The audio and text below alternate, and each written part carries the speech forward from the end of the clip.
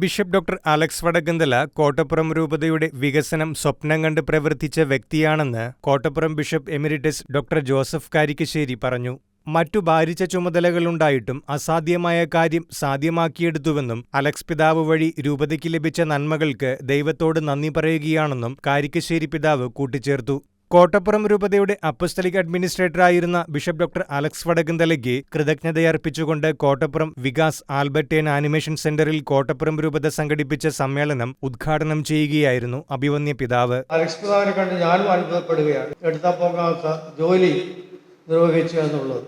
പക്ഷേ അദ്ദേഹം അസാധ്യമായ കാര്യം സാധ്യമാക്കി എന്നുള്ളതാണ് നമുക്ക് പറയാറുള്ളത്. ദൈവത്തിൻ്റെ അനുഗ്രഹം അദ്ദേഹത്തിന് ഒരുപാട് ലഭിച്ചു.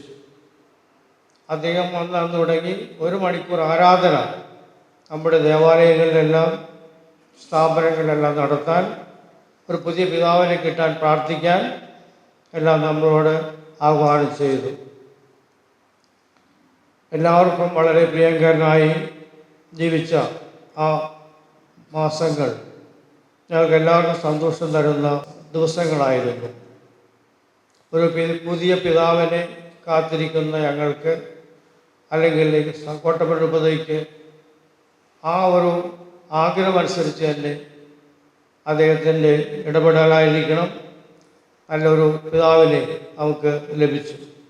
തന്റെ മുന്നിൽ ഒരു പാഠപുസ്തകമായിട്ടായിരുന്നു അലക്സ് പിതാവ് അവതരിച്ചതെന്ന് കോട്ടപ്പുറം രൂപതാധ്യക്ഷൻ ബിഷപ്പ് ഡോക്ടർ അംബ്രോസ് പുത്തൻവീട്ടിൽ അധ്യക്ഷപ്രസംഗത്തിൽ പറഞ്ഞു.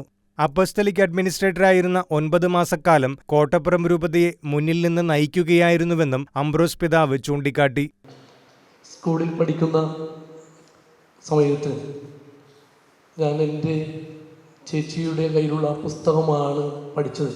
കാരണം പതിവ് അങ്ങനെയാണ്, മൂത്താളുടെ പുസ്തകം പഠിക്കുമ്പോൾ അതിൽ അടയാളപ്പെടുത്തിയതൊക്കെ ഉണ്ടെങ്കിൽ അത് നമുക്ക് എളുപ്പമാണ് പഠിക്കാനായിട്ട്.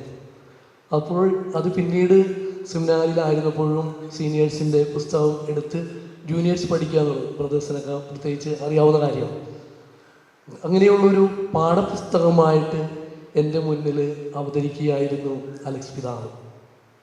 എനിക്ക് വളരെ സന്തോഷത്തോടു കൂടി പറയാൻ സാധിക്കും, ഇത്രയും മെയ് മുതൽ ഈ നിൽക്കുന്ന ഈ നിമിഷം വരെ അഭിനയ പിതാവ് മുന്നിൽ നിന്ന് നയിക്കുന്ന ഒരു പാഠപുസ്തകമായിരുന്നു. Chancellor father Shabu Kunnathur, episcopal വികാരി മോൺസിഞ്ഞോർ സെബാസ്റ്റ്യൻ ജേക്കോബി OSJ, വൈദിക പ്രതിനിധി ഫാദർ തോമസ് കോളരിക്കൽ, സന്യസ്ത പ്രതിനിധി സിസ്റ്റർ മേരി കാതറിൻ OP, ആൽമായ പ്രതിനിധി അനിൽ കുന്നത്തൂർ തുടങ്ങിയവർ പ്രസംഗിച്ചു.